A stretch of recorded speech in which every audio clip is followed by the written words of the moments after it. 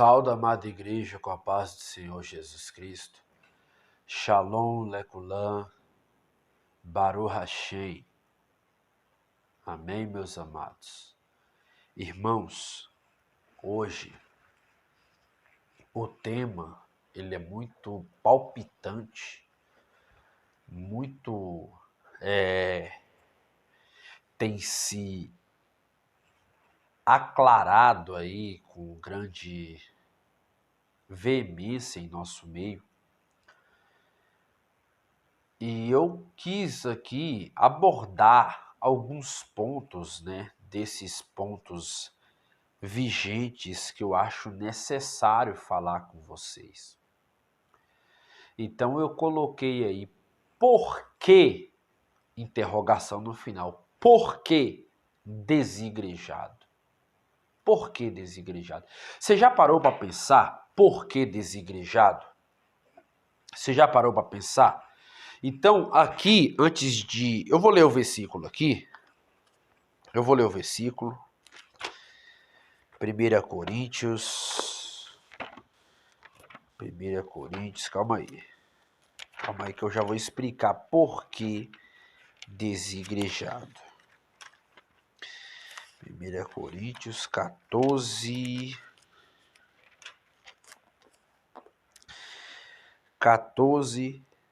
12. Assim também vós, como desejais dons espirituais,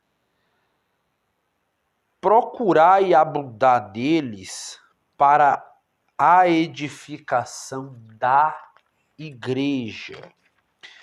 Agora vou para o 12 e o verso de número 14, 1 Coríntios, tá?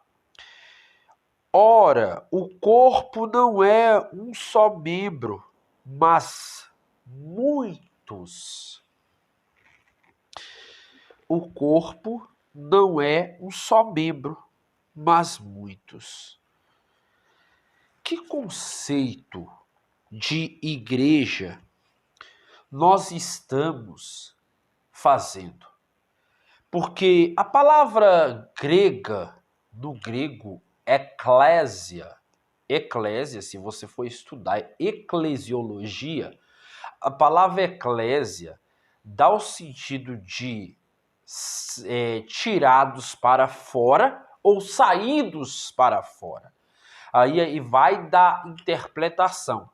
A palavra igreja no hebraico tá kahal.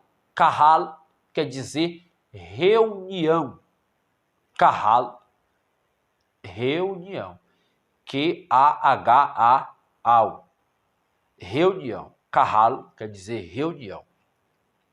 Então, a palavra desigrejado, para quem não conhece esse tipo de modismo, ou posso também dizer um pós-modismo aqui da nova era, a palavra desigrejado quer dizer o sem igreja, o sem igreja.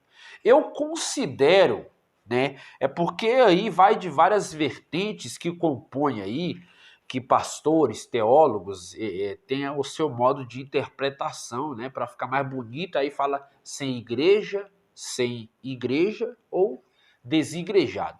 Do meu modo curto e grosso de ver, eu vejo como um desviado. Por que um desviado? O título desse tema já diz, por que desigrejado? Então eu poderia colocar também, por que desviado? Por quê? Porque o sem igreja ou o desigrejado, ele é uma pessoa que não congrega mais. Ele não faz parte de uma comunidade. Como aqui eu li aqui, afirmando sobre o corpo, no capítulo 12 de 1 Coríntios, verso de número 14, e no capítulo 14 de 1 Coríntios, verso 12, você vê que os dons foi distribuído à igreja. E aqui, os dons, faz parte do corpo. Então, sem igreja, eu posso congregar fora do corpo? Essa é a pergunta que todos perguntam. Eu posso congregar fora do corpo? Aí você vai apresentar esse texto, vai apresentar outro texto que eu falei e vai apresentar esse. Não deixai de congregar como é costume de alguns. Hebreus 10, 25. Não deixando a nossa congregação como é costume de alguns. Porém, para eles, esse texto não tem fundamentação. Aí eu me pergunto, então para que está na Bíblia? Se não tem fundamentação, para que está na Bíblia? Porque teve uma vez que me perguntou, cadê a palavra igreja na Bíblia? Eu nunca vi. Eu fui lá e mostrei várias palavras igreja na Bíblia. Mateus, Atos, mostrei aqui agora, aqui nós lendo aqui 1 Coríntios. Mostrei também lá em Hebreus, aqui também, Hebreus tem também. Então, as argumentações do sem igreja, elas são meritoriamente versículos paralelos que não se afirmam e que muito menos têm base para corroborar com a doutrina bíblica. Então, como não tem base para afirmar, porque como que eu confirmo uma doutrina? Para confirmar uma doutrina, eu preciso de 4 a 5 versículos afirmando no Novo e o Antigo. No Novo e o Antigo. Eu preciso de 4 a 5 versículos para afirmar uma doutrina no Novo ou no Antigo. Até 4 versículos já dá para afirmar uma doutrina no Novo e no Antigo. Porém, a igreja, ela foi estabelecida desde o Antigo Testamento. É aquilo que eu falei. A palavra kahal quer dizer reunião. Reunião quer dizer o quê? Congregação, assembleia. No texto prescrito no dicionário Aulério, se você for pesquisar, vai dar lá uma assembleia. Assembleia quer dizer congregação. Então, o que eu vejo hoje é que há um modismo desvirtuado dentro do nosso meio aí, que vem crescendo, que é um pós-modismo de pessoas que não congregam, mas quer falar da fé. É pessoas que não faz parte da noiva, mas quer atacar a noiva. É pessoas que não conhecem o dono da noiva, mas quer falar do dono da noiva. E a maioria dessas pessoas, elas eram da igreja, porém saiu. Ou porque não aceitou a liderança, ou porque não aceitou a comunidade, o prédio como no sentido geral, que tem CNPJ, que tem ali algumas leis estabelecidas por princípios bíblicos, como dízimo, como oferta, como entre outras aí, vou dar aqui exemplo, batismo, discipulado.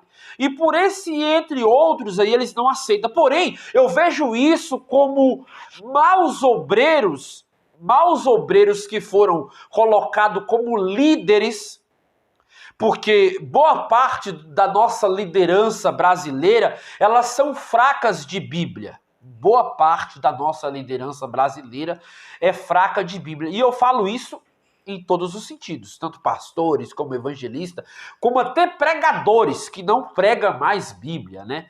Fala mais em mistério do que prega em Bíblia. Então, eu vejo que boa parte da nossa liderança são fracas de Bíblia. E por isso não discipula os obreiros, não discipula a membresia, o corpo, não discipula quando vai batizar, não discipula o que é uma santa ceia, não discipula o que é dizimar, o que é ofertar. Então acontece esses extremos, pessoas que se frustram com liderança. Olha bem, eu vou ler um artigo aqui, que é do livro que é um livro chamado O Desigrejado, o livro do Adalto Castro. Ele fala assim: a fé cristã histórica é a experiência eclesial. Vem sofrendo nos últimos anos fortes questionamentos. O mais impressionante desta afirmação é que os ataques não estão sendo desfragados por intelectuais ou céticos, que situa além das fronteiras da cristandade, mas por cristãos que fazem e ou já fizeram parte de uma igreja cristã.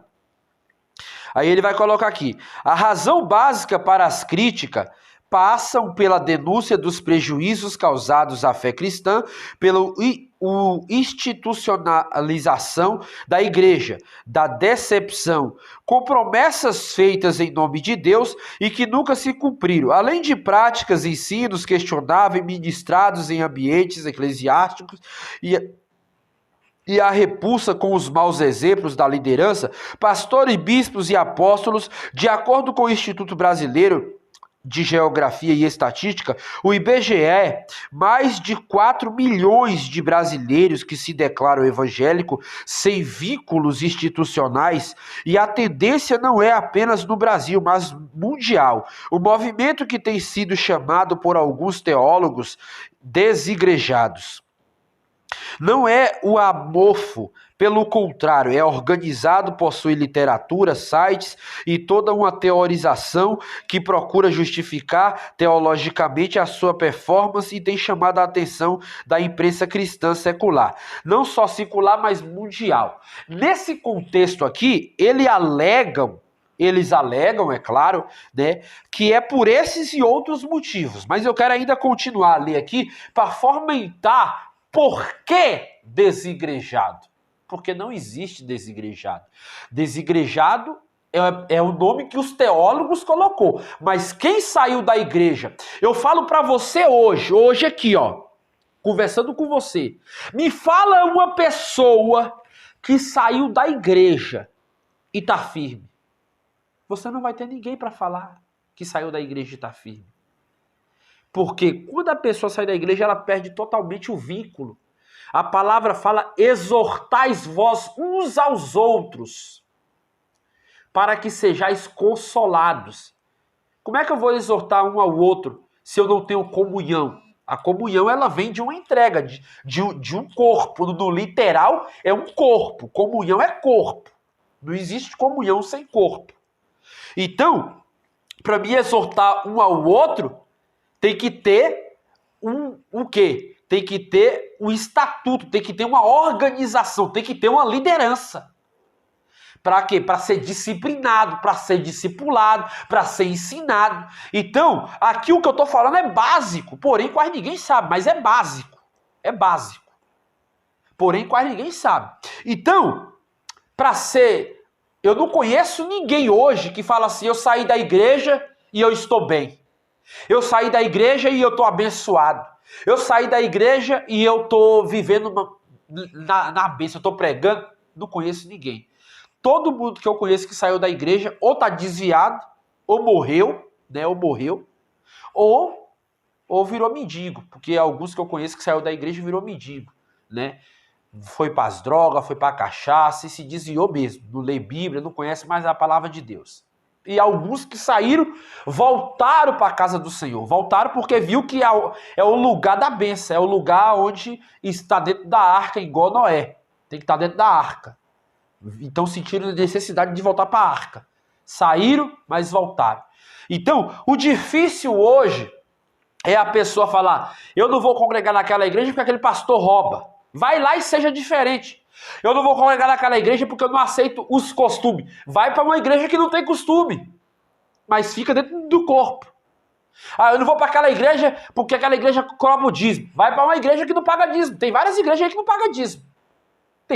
Cada igreja, hoje em dia tem igreja para todos os gostos.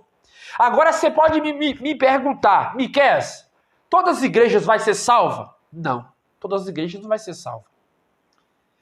Todas as igrejas não vai ser salva. Deus vai tirar uma igreja dentro de outra igreja. Deus vai tirar pessoas dentro de cada denominação, de cada corpo. Deus vai tirar ali. Aqueles que foram santos, aqueles que obedeceram até o fim, aqueles que foram perseguidos, aqueles que foram afrontados, aqueles que perdoaram, aqueles que mais amou. E aí vai por diante, a lista é grande. Porém, é a Bíblia. A Bíblia é a nossa regra de fé e prática. Então, tem igreja para todos os gostos.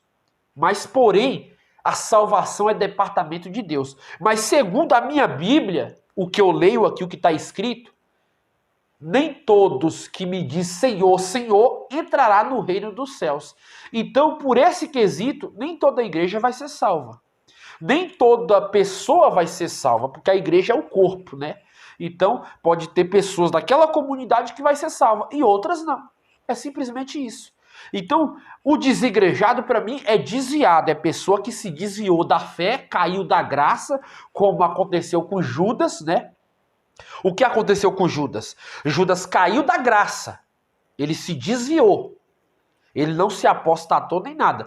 Porém, muitos desigrejados se apostatou, ou seja, ele conhecia a verdadeira fé, agora ele vive outro tipo de fé. E já tem outros desigrejados que eu considero como desviado, que realmente caiu da graça. O que é cair da graça?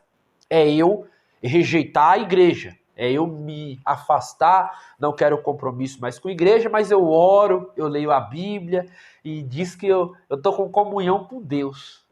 Sem o corpo? Ah, não, mas pode ter.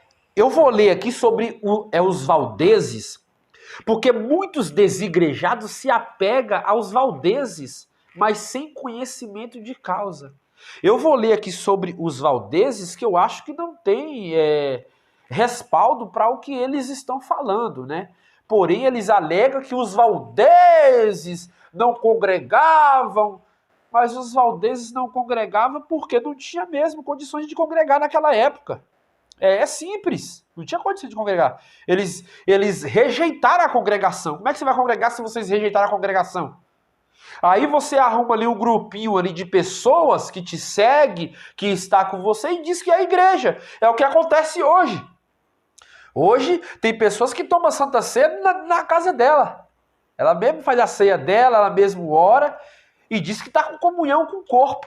A igreja de Corinto aqui está falando aqui, ó. Está falando aqui, ó, a igreja de Corinto. Por que estava tendo dissensões na Santa Ceia? Porque o povo não estava esperando um pelos outros. Os ricos queriam comer antes dos pobres e estava virando aquela lambança toda. Então Paulo traz aqui o quê? A regra básica. Nisto que vou dizer, não vos louvo, pois vos reunis não para melhor, senão para pior. Antes de tudo, ouço que, quando vos reunis na igreja, há entre vós dissensões entre parte, eu creio. Até importa que haja entre vós diferença, para que os que têm a aprovação de Deus se manifestem no vosso meio. Ou seja, os que são remanescentes venham bater de frente com essa situação. Então, aí ele fala, pois quando comeis cada um, se apressa a tomar sua própria ceia, assim um tem fome e o outro se embriaga? Aí agora ele entra aqui, pois o que recebi do Senhor, que também vos ensinei, que o Senhor Jesus, na noite que foi traído, tomou o pão tendo dado graça, partiu e disse, tomai e comei, esse é meu corpo, que é partido por vós, fazer isso em memória de mim. Jesus fez isso aqui sozinho? Não, ele fez com o corpo. Aí eu posso tomar Santa Ceia só? Eu estou desigrejado, eu posso? Aí eles falam que pode tomar Santa Ceia só. Então, eu vejo que há aí uma argumentação fraudulenta, porque eles não acreditam na igreja, não acreditam na hierarquia da igreja, como Efésios 4:11, que fala assim, ó. E ele mesmo deu um para apóstolos, outros para profeta, e outros para evangelista, e outros para para pastores e doutores, tendo em vista o aperfeiçoamento dos santos, para o desempenho do ministério. Que ministério é esse? Lê lá, procura lá no grego o que é a palavra ministério. Para edificação do corpo de Cristo. 1 Coríntios, capítulo 12, verso 14.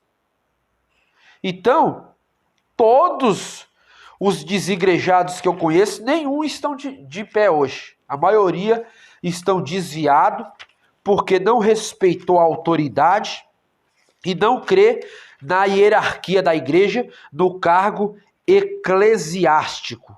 Então, essas pessoas que rejeita a hierarquia, rejeita também a liderança, os pastores, rejeita também o corpo de Cristo no seu instituto legal visível, né? Visível, rejeita. Então o que eu vejo aí, que no caso dessas pessoas que rejeita, porque não crê na palavra de Deus, rejeitando os fundamentos estabelecidos da forma que Cristo estabeleceu o corpo, a igreja no sentido geral. Veja aqui, ó, eu vou ler aqui rapidinho. Cristo não deixou qualquer forma de igreja organizada e institucional. Já nos primeiros séculos, os cristãos se afastaram dos ensinos de Jesus, organizando-se como uma instituição, a igreja criando estruturas, inventando ofícios para substituir os carismas, elaborando hierarquias para proteger e defender a própria instituição, e de tal maneira se organiza o que acaba deixando Deus de fora. Com a influência da filosofia grega, a teologia e a oficialização do cristianismo por Constantino, a igreja corrompeu-se completamente. Apesar da reforma ter se levantado contra esta corrupção, os protestantes, os evangélicos, acabaram caindo no maximismo erro de criarem. Olha bem o que eles falam. Olha bem.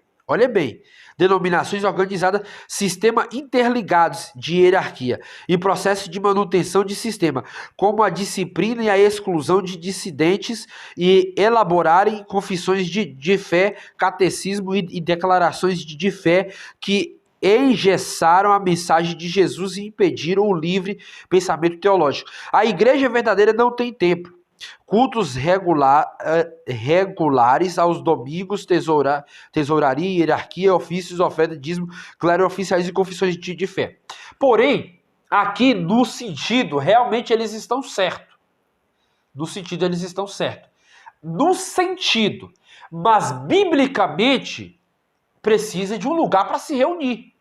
E não tem como eu me reunir com 1000 pessoas se não for em um templo. Se não for em uma comunidade, aonde ali eu possa estar junto na reunião. A reunião quer dizer um corpo no literal, quer dizer um corpo por completo. Aí agora eu vou ler aqui, ó, para você ver o que eles afirmam. Os valdeses. O que é os valdeses? Também chamado de valdesianos. São uma denominação cristã ascética que teve sua origem nos seguidores de Predovaldo por volta de 1173 em Lyon, na França. Caracterizava-se por fazer votos de pobreza e desapego às coisas materiais. Vamos lá no ponto mais importante. O movimento dos valdeses rapidamente se espalhou para os Alpes escócios, entre o que hoje é a França e a Itália. Fiel às suas raízes históricas, o movimento valdeses hoje é centrado de Piemonte, no norte da Itália. Atualmente subsiste como um grupo antinorreligioso. Olha para você ver, antinorreligioso, é antibíblico, é antes o ensino bíblico, antinorreligioso. Na Itália e Uruguai, nas igrejas valdeses, evangélicas valdeses do Rio de Prata, além dos descendentes na Alemanha, Estados Unidos, França e Brasil, o movimento originou-se no final do século XII, como os Homens Pobres de Lyon. O grupo, organizado por Pedro Valdo, um rico comerciante que doou seus bens por volta de 1173, pregando a pobreza apostólica como sendo o caminho para a perfeição, os ensinamentos valdeses entraram rapidamente em conflitos com a Igreja Católica. Em 1215, os valdeses foram declarados heréticos e sujeitos a intensa perseguição. O grupo quase foi aniquilado no século 17, e foi confrontado com discriminação organizada nos séculos que se seguiram na era da Reforma Protestante. Os valdeses influenciaram o reformador suíço Erich Burg ao contratar as ideias de outros reformadores semelhantes a deles, e eles rapidamente se fundiram no maior movimento protestante com a Resolução de Chafona, em 12 de setembro de 1532. Olha bem, eles formaram e se tornaram parte da tradição calvinista nos séculos. Agora eu vou explicar aqui para que você entenda. No século de 16 a 17, eles se denominaram ali, eles foram contra a instituição católica, né? Por não congregar por não conscientizar ou não congregar com a Igreja Católica e não tolerar ali o cisma da Igreja Católica, eles se voltam, né? Porque os ensinos dele era anti-religioso, também por causa que ele não concordava com os fundamentos da Igreja Católica. Então, ele se denomina ali, por certa vez, seguindo ali a linha de pensamento de Calvino, pois ele se instituía e se achava como sendo predestinado, ou seja, aquele que Deus escolheu. Porque Calvino, ele segue ali um termo de eleição, de predestinação e de eleição. Porém, se Deus escolheu, ele pode estar fora da igreja que ele vai ser salvo. Por isso que também os desigrejados, ele cai nesse contexto aí dos valdeses e de Calvino, porque eles entendem que fora da igreja, eles podem ser salvos. Então, tanto congregando ou não, se Deus escolheu eles, eles vão ser salvos. Então, por que desigrejado? Então, aí que entra agora o processo que eu falei, que eles seguem o quê? Uma linha de pensamento que eles mesmos acham que eles estando fora da igreja, pois se Deus escolheu, eles acham que vai ser salvo. Que eles não precisam de congregar. É aí agora que eu entro, que no século XVI, quando começa ali, do século XV em diante, já começa ali alguns já se levantar em determinação da Igreja Católica, porém, a Igreja Católica, a Igreja Cristã, ela já estava fundada há mais de 300 anos. E é isso aí que eu falo, que a pessoa, quando ela vai falar sobre algo, ela precisa estudar sobre patrística. O que é patrística? É fundamentos da igreja, é a elaboração do corpo da igreja.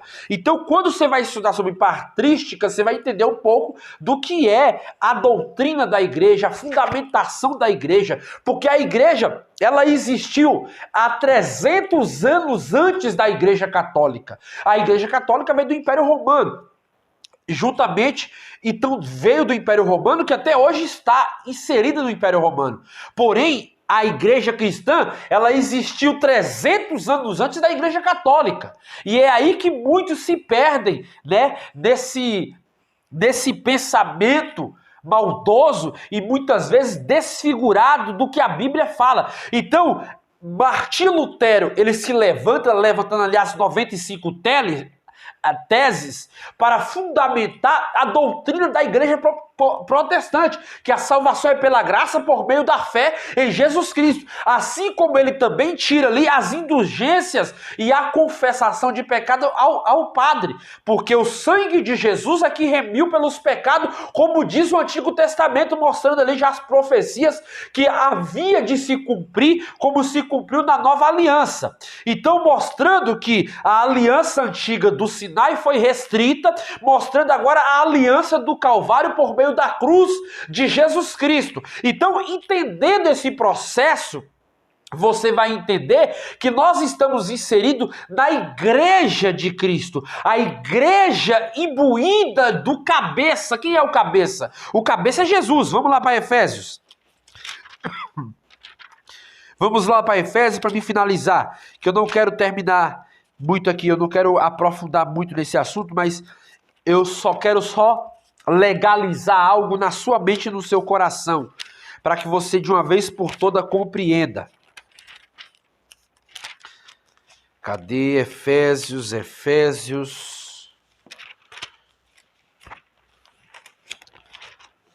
Efésios, capítulo de número 4. Portanto, olha, eu vou ler aqui, ó.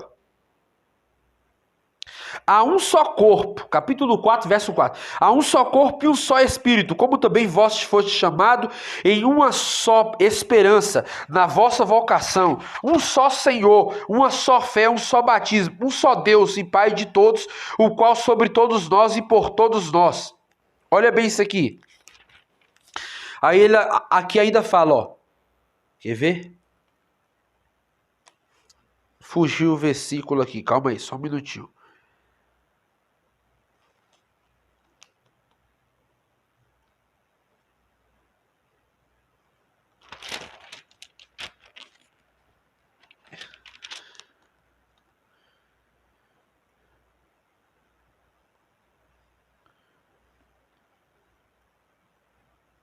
Achei.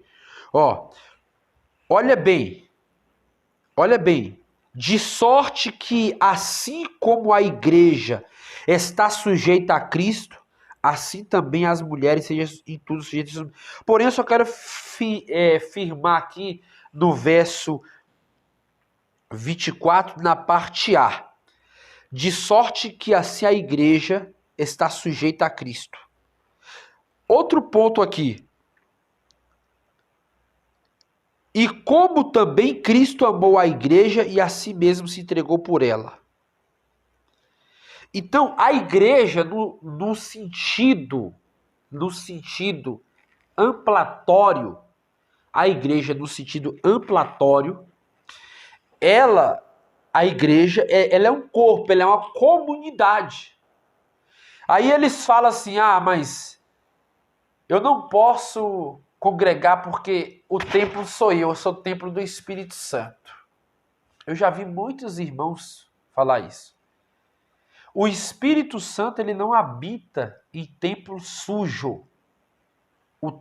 Se o templo estiver sujo, o Espírito Santo não habita. O Espírito Santo habita dentro de um corpo. E esse corpo tem que estar interligado. Interligado.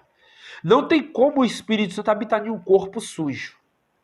A pessoa que está desviada, né? Porque a palavra teologicamente que alguns deles fala, aí, que é no sentido, os teólogos, né? Eles falam assim que é desigrejado, é sem igreja, mas na realidade é desviado, porque a pessoa que sai da comunidade e fica 8, 7, 6, 4, 5, não importa quanto tempo tem, desligada do corpo. Não tem como o Espírito Santo habitar em um corpo sujo.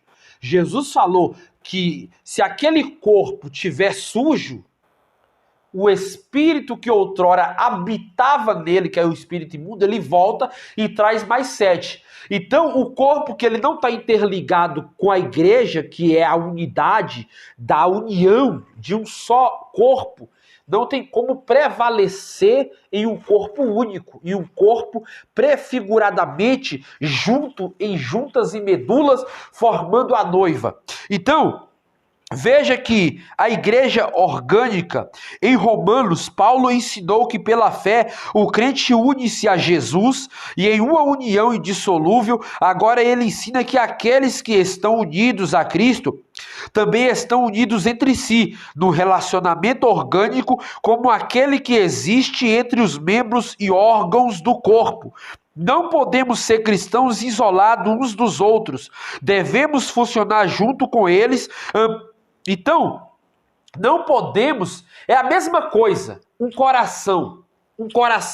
Se esse coração meu, ele não mandar sangue para meu corpo e não bombear, não bater, eu morro. Eu dependo do coração. A mesma coisa é o rim. Se o rim não funcionar, danifica todo o meu corpo. Não tem como um não crente, um desigrejado, permanecer fora do corpo. Se ele permanece fora do corpo, ele vai ser danificado. Ele vai ser danificado porque ele não vai conseguir mais fazer parte daquele corpo. Quando o rim, ele fica com algum problema, com alguma situação que venha a afetar, Ou tem que trocar, ou eu vou ficar com problema secularmente no meu corpo. A mesma coisa no desigrejado. Então, o que eu vejo, irmãos, o que eu vejo é que quer usar de artimanha, quer usar de barganha para afirmar algo que não tem base biblicamente falando. Então, assim, quando eu uso de artimanha para fomentar situações que realmente não tem base, eu estou mostrando que verdadeiramente eu estou contra a Bíblia. Eu quero ler aqui um comentário da teologia sistemática, uma perspectiva pentecostal do autor aqui, Alton Stanley. Ele fala assim, ó: na evangelização da igreja focaliza o mundo. Na adoração volta-se para Deus. Na edificação atenta corretamente para si mesma. Repetidas vezes nas escrituras, os crentes são admoestados a edificar uns aos outros para se formarem uma comunidade idônea, que foi o que eu acabei de falar aqui, que está lá em Efésios 4, do capítulo 4, do 12 ao 16, é que eu li só o versículo errado aqui, mas é do 12 ao 16.